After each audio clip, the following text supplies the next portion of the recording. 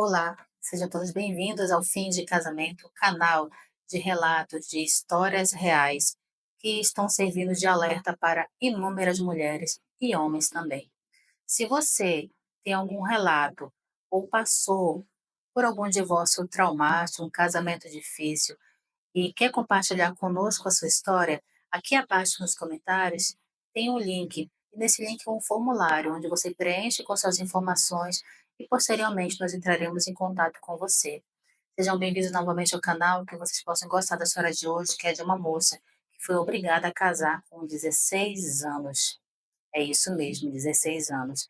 E ela foi abandonada pelo seu marido e pelo seu próximo marido também, infelizmente. Vamos lá acompanhar a história de hoje.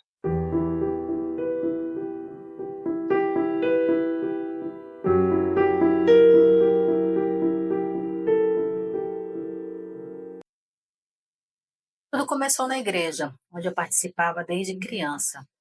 Eu cresci envolvida com cultos, os encontros de jovens e atividades sociais da congregação.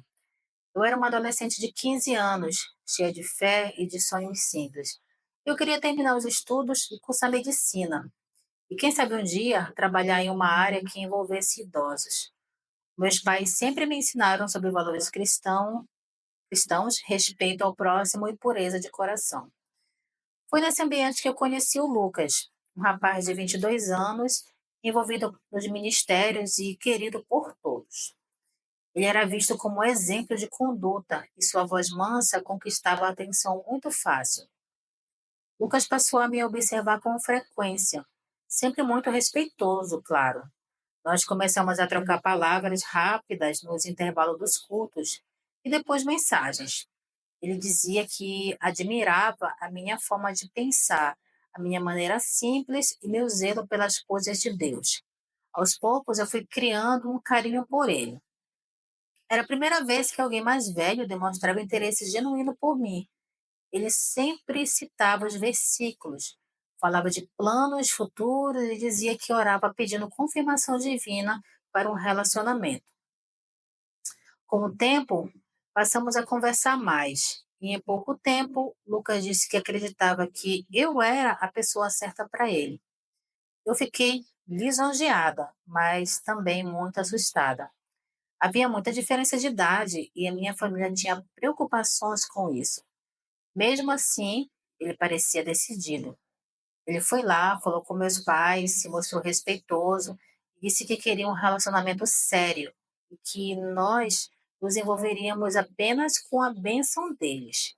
E eu, imatura e idealizando o que via nos cultos sobre casamentos abençoados, acreditei que aquilo era o começo de algo bom. Não demorou para que começássemos a nos ver com mais frequência. Em pouco tempo, ele me pediu em namoro formalmente. Os encontros eram supervisionados e a igreja acompanhava. Mas as conversas começaram a mudar com o tempo. Lucas começou a dar opiniões sobre a minha forma de me vestir, pedia que eu evitasse fotos em redes sociais e dizia que era melhor manter a minha imagem preservada. Ele falava que o mundo era cheio de tentações e que, como mulher cristã, eu precisava me cuidar. No início, eu achei que era cuidado, mas aos poucos eu comecei a me sentir diminuída. As minhas amigas comentavam que eu havia mudado, que parecia mais distante, e eu realmente estava. Lucas me fazia crer que o isolamento era a forma de me proteger e proteger o que estávamos construindo. E quando eu tentava conversar com meus pais, me faltavam palavras. Eu não sabia exatamente o que estava errado e tinha medo de parecer ingrata por estar com alguém que todos consideravam tão exemplar. Meses se passaram e o nosso vínculo se intensificou e a intimidade também. Com a abertura dos meus pais, nós começamos a ficar sozinhos. E como dois jovens com os hormônios à flor da pele, acabei cedendo e tendo a minha primeira relação sexual com ele. Foi tudo consentido, porque eu tinha certeza que ele era a pessoa certa. E foi nesse período que eu descobri que eu estava grávida, e eu ainda era menor de idade. E a notícia caiu como um peso imenso. Eu senti muito medo, vergonha e muita culpa.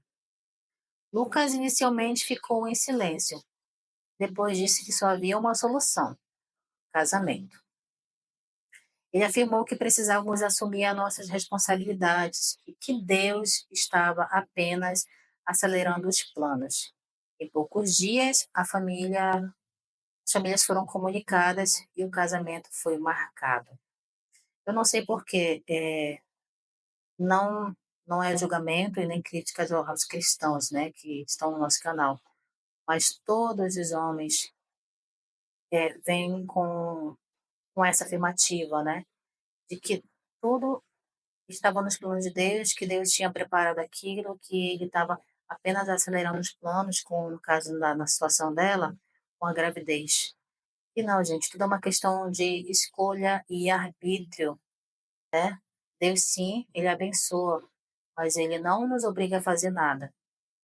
Ele não tira o nosso arbítrio para que a vontade dele seja mantida, tá? Então, não caiam nessa, meninas. Não caiam, tá? Então, a cerimônia, continuando aqui, a cerimônia foi simples e discreta. Poucos convidados. Eu usava um vestido largo para esconder a barriga, já levemente aparente. Após o casamento, nós fomos morar na casa da avó de Lucas. Era uma senhora rígida, muito ignorante, que não demonstrava afeto com facilidade. No início, pensei que tudo se ajustaria com o tempo, que aos poucos construiríamos a nossa casa e teríamos nossos móveis e tudo entraria nos eixos. Eu tinha apenas 16 anos, mas eu tinha muita esperança no coração. Onde estavam os pais dessa moça? Com 16 anos, obrigá-la a casá-la apenas porque o rapaz era da igreja? Quem era esse rapaz? Por que não procuraram saber com quem ele morava, se ele tinha como sustentar a filha, né? Qual era a necessidade? Ela, sim, ela estava grávida, mas isso não obrigava ela a casar com uma pessoa com muito maior idade, que era apenas conhecido ali nos âmbitos da igreja e fora dela. Como esse rapaz era? O rapaz não, né? 22 anos já é um homem. Como ele era? Então, o erro começou aqui, não apenas com a menina, mas principalmente com os pais. Os pais foram muito negligentes. E tudo que acontece com essa moça no decorrer da história dela, 80% a culpa é dos pais, porque ela tinha apenas 16 anos. Ela não tinha instrução suficiente para ter um matrimônio, não tinha essa preparação. Então, com o passar dos dias, eu percebi que Lucas não demonstrava interesse em trabalhar. Disse que precisava de tempo para entender o chamado de Deus para a vida dele. Enquanto isso, eu, grávida, fazia pequenos serviços para ajudar com as despesas. A avó dele reclamava frequentemente, dizendo que não era justo ela sustentar dois adultos. A convivência se tornava cada vez mais tensa e eu, silenciosamente, começava a carregar sobre meus ombros a responsabilidade que nem sabia que existiam. Quando a nossa filha nasceu, eu desejei que tudo mudasse. Eu imaginava que a chegada de um bebê traria mais união e mais esforço dele, mas ele permaneceu inerte. Continuava em casa, buscando respostas espirituais, e eu me desdobrava para cuidar da criança e da casa. Eu comecei a me sentir muito sozinha. As palavras doces dele já não existiam e as conversas se tornaram cada vez mais distantes. Toda vez que eu tentava expor o que eu sentia, ele usava passagens bíblicas para justificar que eu precisava ser paciente e que a mulher sábia edifica o lar. E foi nesse contexto que ele começou a insistir na ideia de termos outro filho. O rapaz não trabalhava, rapaz não, o homem não trabalhava, morava com a avó, a esposa, que ainda era uma adolescente, estava recém, né, praticamente parida, e ele insistia na ideia de ter outro filho. Olha só, gente, a bomba que é esse relato. que vai nos mostrar mais à frente. No início, eu recusei com firmeza, explicando que ainda estávamos enfrentando dificuldades. Uma moça, eu acredito que ela já tinha 17 anos aqui, né? Tem mais maturidade que um rapaz de 23 anos. Não tinha mais 22, né? Tinha mais 23. Mais maturidade que ele. Ele disse que, ele disse que eu estava limitando os planos de Deus. Achei que a conversa havia terminado, mas dias depois, em uma de nossas relações, eu descobri que ele estava furando as camisinhas para que eu engravidasse. E isso foi um estopim para uma briga intensa, onde eu descobri um lado que até então eu não tinha conhecimento, um homem perverso e mau. Gente do céu. Os dias se passaram e eu me senti estranha. Eu fiz um exame e descobri que estava grávida. Quando eu confrontei ele, ele não negou e disse que agiu diversas vezes sem meu consentimento para que isso acontecesse. Então não era a primeira vez, né? Ele dizia que era vontade divina e que eu precisava aceitar meu papel. Dizia que havia tido revelações para que fizesse o que ele tinha feito. No caso, furar as camisinhas, era uma revelação divina. Aquilo me causou uma dor tão intensa e ao mesmo tempo silenciosa, e o que antes era uma frustração virou uma tristeza constante. Imagina. Então a notícia da segunda gravidez não foi recebida com muita alegria. Embora amar os filhos fosse algo natural para mim, as circunstâncias em que essa gestação aconteceu me deixaram emocionalmente fragilizada e revoltada. Lucas, por outro lado, parecia feliz com a ideia de aumentar a família, como se não enxergasse o quanto estávamos passando por dificuldades. O cara não tinha um lugar para cair morto, ainda queria ter mais filhos. Então, quando eu tentei conversar, ele disse que era falta de fé, que eu precisava ter mais fé. E toda tentativa de diálogo era interpretada como rebeldia. A avó dele, ao saber da nova gravidez, reagiu com muita impaciência. Disse que a casa dela não era abrigo para dois irresponsáveis. E aos poucos o ambiente foi ficando insustentável. As discussões entre Lucas e a avó se intensificaram e a convivência tornou-se fria. Então, depois de semanas de tensão, ela nos deu um prazo para sair da casa dela. Nós não tínhamos para onde ir. Com a ajuda de uma conhecida da igreja, nós conseguimos alugar um cômodo simples, longe do centro, onde começamos uma nova etapa, ainda mais desafiadora. Esse novo espaço era muito pequeno, não tinha ventilação, um banheiro compartilhado e a cozinha era improvisada, mas era o que nós podíamos pagar. Lucas seguia dizendo que não era o momento de buscar emprego, pois estava esperando instruções espirituais. Eu já não discutia, eu não tinha mais forças para discutir, estava completamente cansada. Eu passei a cuidar das crianças durante o dia e eu costurava durante a noite.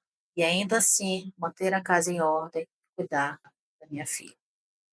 Com o corpo cansado e a gestação avançando, eu comecei a desenvolver a ansiedade e insônia.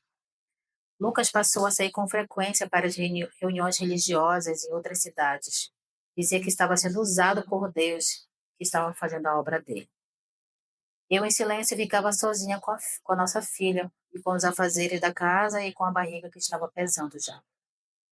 Às vezes, ele voltava com discursos espirituais que pouco tinham a ver com a nossa realidade. Eu precisava de apoio, de presença, mas tudo o que recebia eram palavras distantes. Ele falava sobre fé e eu me perguntava como pagar o gás ou comprar leite para beber. E com o tempo, a minha autoestima foi se desfazendo. Eu já não me via como uma jovem, eu me sentia envelhecida pelas responsabilidades. Meus amigos da escola já estavam em outras fases da vida e eu não os via mais. Eu nem sabia mais como me conectar com eles. Eu estava completamente isolada. Os meus pais se preocupavam, mas evitavam falar de tudo o que acontecia. Eu não queria envergonhar ninguém, nem ser um motivo de tristeza. Ela deveria ter falado, ela deveria ter pedido ajuda. Quem sabe, naquele momento, os pais poderiam ter sido pais e estender a mão e ajudar ela. Mas ela resolveu se calar. Mesmo quando a minha mãe me perguntava se eu estava bem, eu dizia que sim, porque naquele momento eu já achava que esse era o destino que tinha escolhido. Ela tinha 16 anos, gente. O segundo parto foi difícil, eu tive complicações, eu fiquei debilitada, mas precisei tomar cuidados da casa, retomar, né, os cuidados da casa rapidamente. Lucas seguia com sua rotina distante e parecia não perceber a minha exaustão. A cada nova necessidade, ele dizia que Deus proveria, mas que proveria na prática, mas quem provia na prática era eu. Era eu quem calculava os alimentos da semana, que costurava roupas para os filhos e para mim, que carregava sacolas pesadas na volta do trabalho. Então a crise chegou de forma silenciosa. Eu comecei a adoecer emocionalmente. Eu sentia que estava perdendo o controle da minha própria vida. Certa vez, ao tentar conversar sobre as minhas angústias, ele me respondeu com frieza. Disse que eu reclamava demais, que eu estava me tornando uma pessoa ingrata. Quando eu falei sobre ele não cumprir com o que prometeu na época do nosso namoro, ele respondeu que casamento é para aperfeiçoar os defeitos e que o meu erro era esperar demais de um homem, sendo que eu tinha apenas 15 anos. E foi nesse momento que eu comecei a repensar tudo. As palavras dele, ditas com calma, e carregavam um peso enorme dentro de mim. Eu sentia que mais uma vez a minha dor era desconsiderada.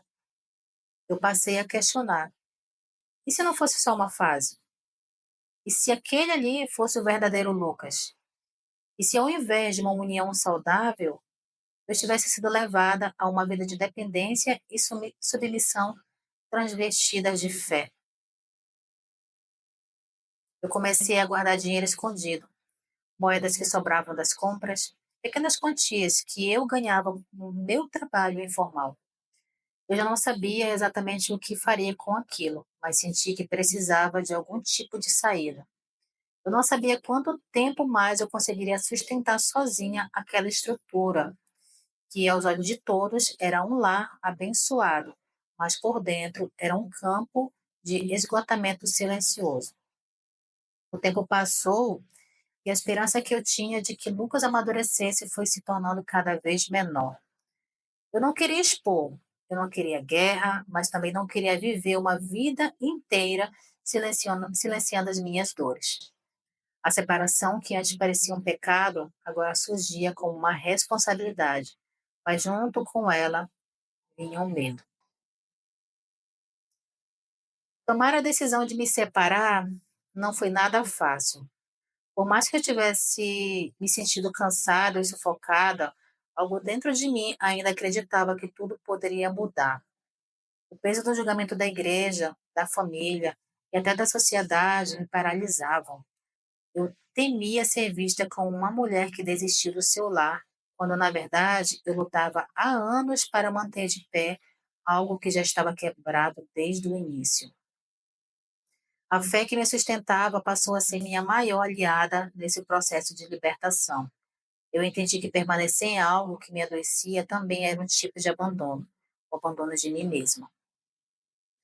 Quando eu comuniquei a Lucas a minha decisão, ele ficou em silêncio por alguns minutos.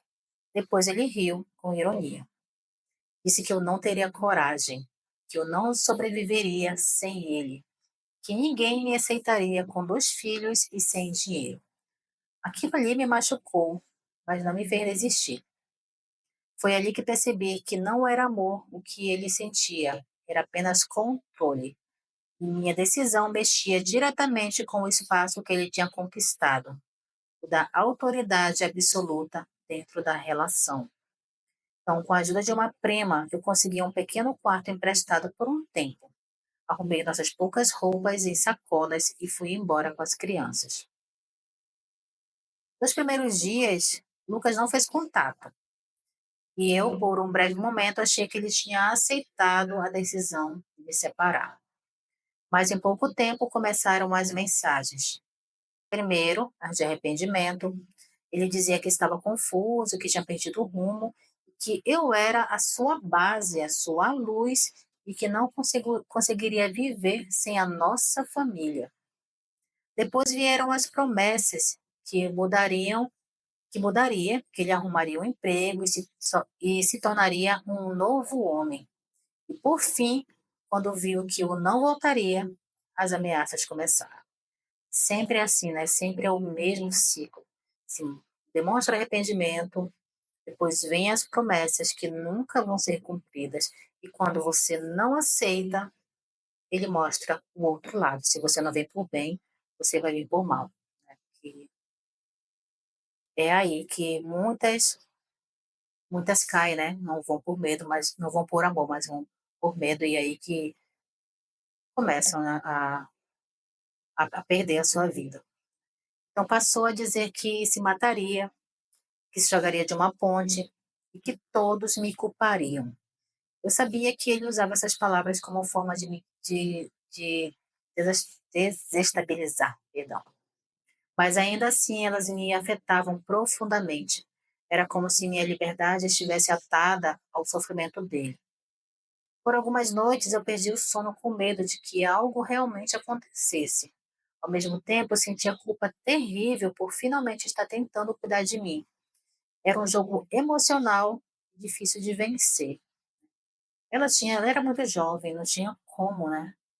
Com 16 anos, não tem um emocional, não é madura o suficiente. Ela teve que amadurecer, obrigada por conta das crianças, né? Mas ela conseguiu ver que tudo era um erro desde o início. Então, Lucas passou a aparecer nos lugares onde eu ia.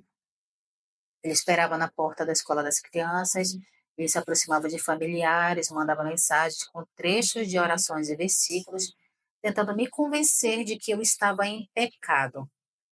Dizia que o diabo queria me destruir e que muitas pessoas ao redor começou a pressionar para que eu reconsiderasse.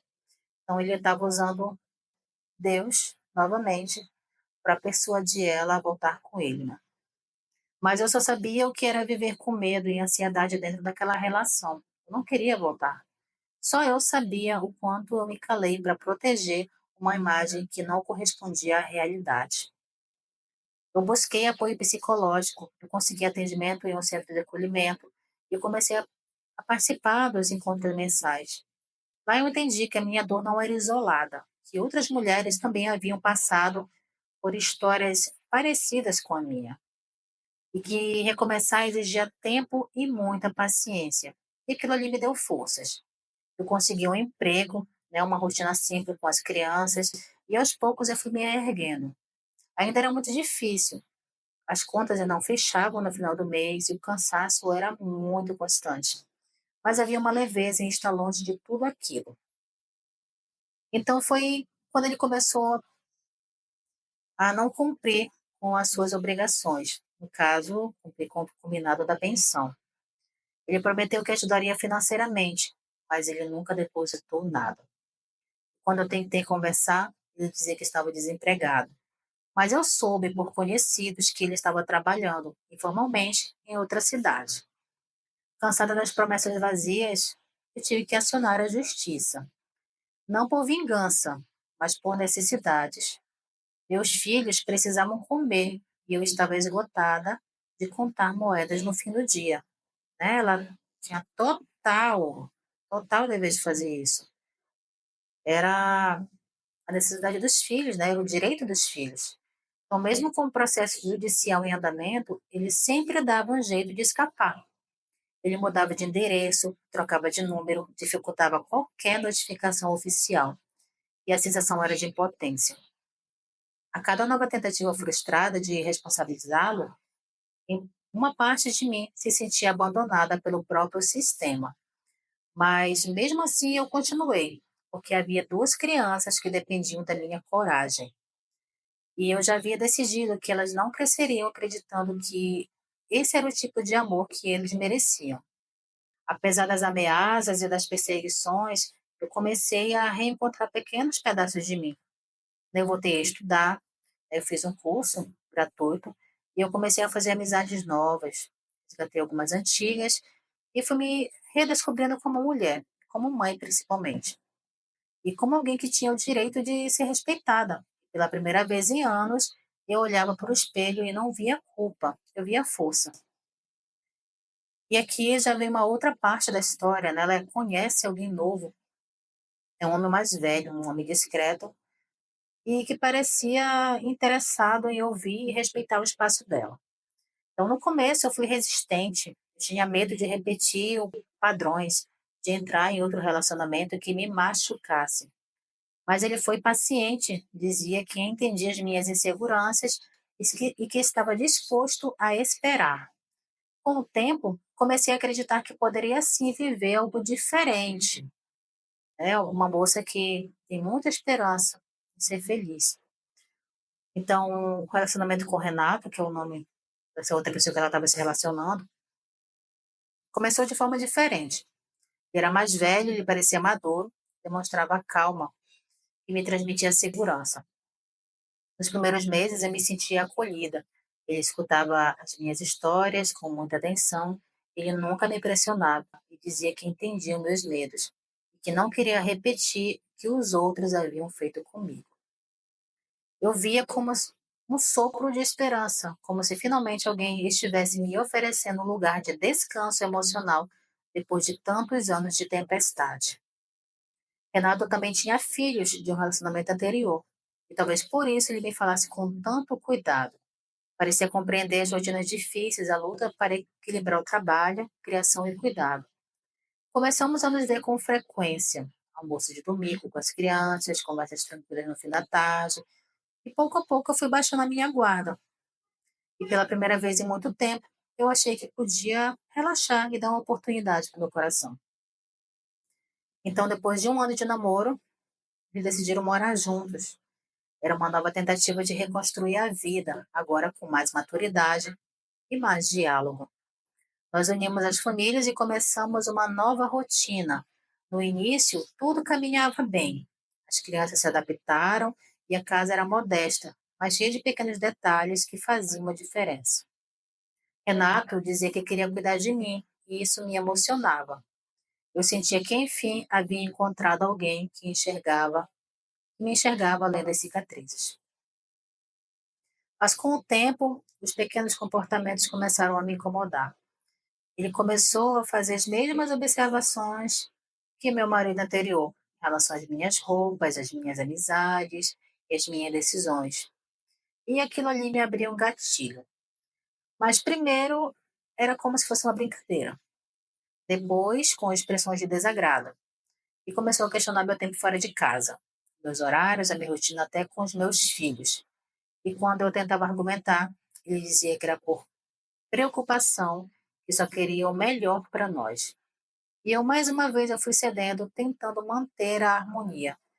Não dei ouvido ao meu sexto sentido. A diferença dessa vez era a ausência de gritos ou as imposições diretas. Renato não precisava levantar a voz para me ferir. Bastava o silêncio prolongado, o olhar julgador, a recusar em conversar.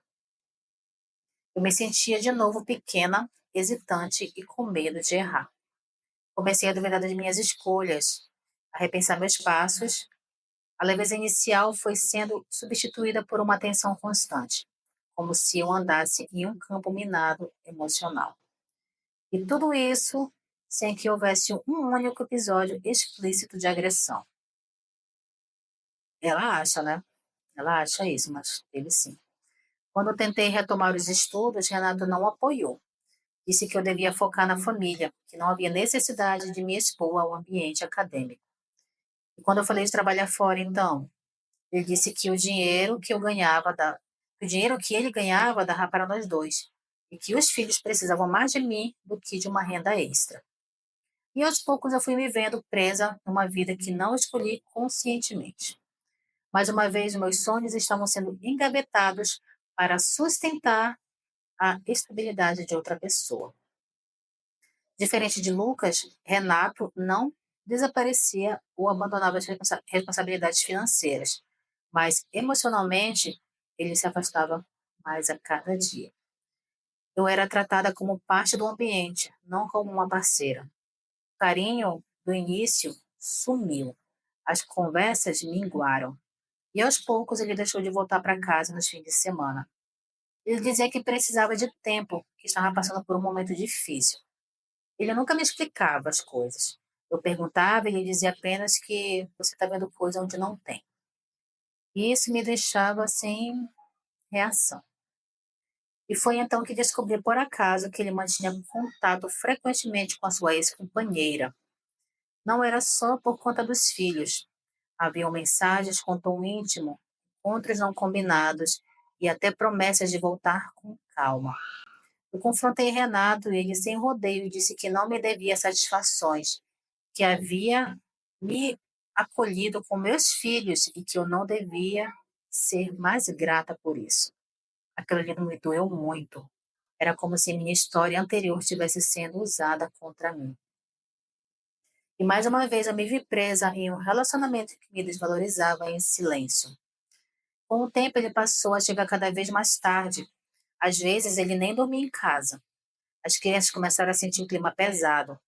Um deles certa vez me perguntou se nós iríamos mudar de casa de novo. Eu não soube o que responder.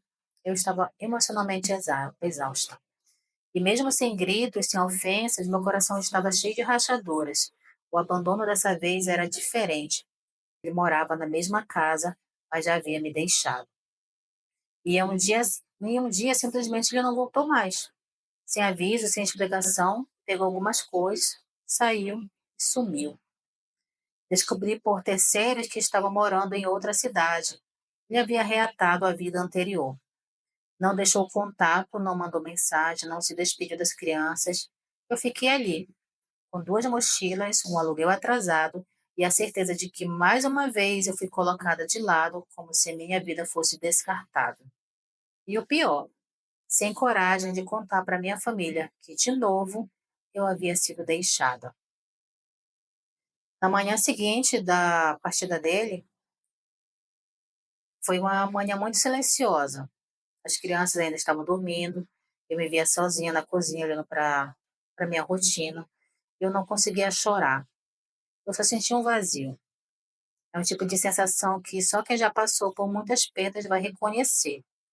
Não é surpresa, é apenas mais uma ferida sendo aberta em cima de outras que mal cicatrizaram. Recolhi as roupas esquecidas no canto, dobrei e fechei tudo, sem cerimônia. E nos dias que se seguiram, eu precisei ser mais forte do que eu gostaria. Meus filhos perguntaram por ele, porque eles sentiam falta. E eu, com paciência, dizia que nós estávamos recomeçando de novo. E pela primeira vez eu falei com sinceridade para eles que nem todos os relacionamentos funcionam. E o mais importante era estarmos todos juntos e em paz. Me doeu dizer isso olhando nos olhos dos meus filhos, mas eu sabia que fingir felicidade era um fardo maior do que aceitar a nossa realidade. Eu voltei a trabalhar com mais intensidade, eu costurava por encomenda, cuidava dos meus filhos e organizava tudo.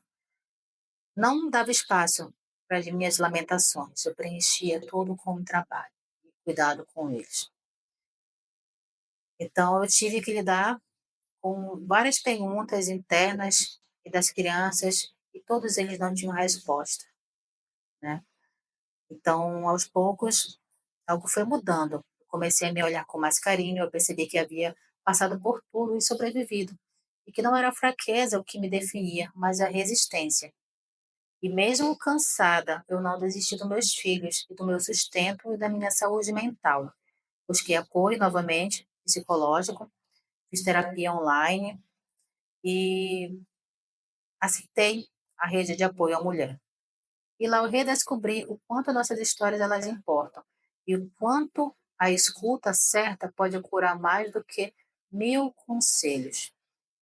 Com o tempo me reconectei com as amigas antigas, né, e algumas também tinham passado por relacionamentos difíceis e se tornaram uma rede importante de acolhimento para mim. Então passei a registrar tudo o que acontecia comigo e falava para elas. para que nós tivéssemos um final feliz, né, e cheio de significado. Hoje meus filhos eles crescem com uma outra percepção sobre o mundo, sabem identificar os limites e sabem ouvir e acima de tudo sabem respeitar. Olhando para trás, eu vejo que as versões de mim mesma que sobreviveram a Lucas e ao Renato foram sementes de algo maior. Cada dor me ensinou, cada queda me obrigou a levantar mais forte. Hoje não tenho tudo resolvido, ainda enfrento dificuldades, ainda carrego muitas dúvidas, mas eu tenho certeza que a mulher que eu sou hoje não se curva mais diante do medo. E se eu pudesse deixar minha última palavra para quem está vivendo o que eu vivi seria: você não precisa suportar o insuportável para ser amada. O amor que vale a pena começa dentro de você. Quando você entende isso, ninguém mais consegue te apagar. Você não está sozinha. Então, queridas leitoras, se essa história tocou seu coração, é porque você sabe. Não por às vezes ter vivido ou por reconhecer mulheres que já viveram isso, né, que enfrentaram relacionamentos que por fora parece amor, mas por dentro são cárceres silenciosos. Então, nem sempre o abuso ele vem com gritos ou marcas. Às vezes ele chega transvestido de cuidado, envolto de palavras bonitas, usando o nome da fé, da família ou da obrigação. E quando nós percebemos isso, já estamos presos na teia do controle, do medo e da culpa. Então, essa história ela não teve um final de conto de fadas, mas ela teve algo muito valioso. Um recomeço, ele é possível para todas nós. Poder recomeçar mesmo cansada, mesmo com o filho no colo, mesmo com medo, é um ato de coragem. Então, se você está passando por algo parecido, por favor, não se cale. Procure ajuda. Existem inúmeras redes de apoio, centros especializados, né, grupos que podem te ouvir. E principalmente eles não vão te julgar. Você não precisa carregar isso sozinho. E se você já conseguiu sair, mas ainda sente essa dor, lembre-se, a sua sobrevivência é uma forma de resistência e sua história importa muito. A sua voz, ela tem muita força e você tem o direito a uma vida em paz, com amor de verdade, inclusive o amor próprio. Você é forte, você é capaz, você merece mais. Até o próximo relato.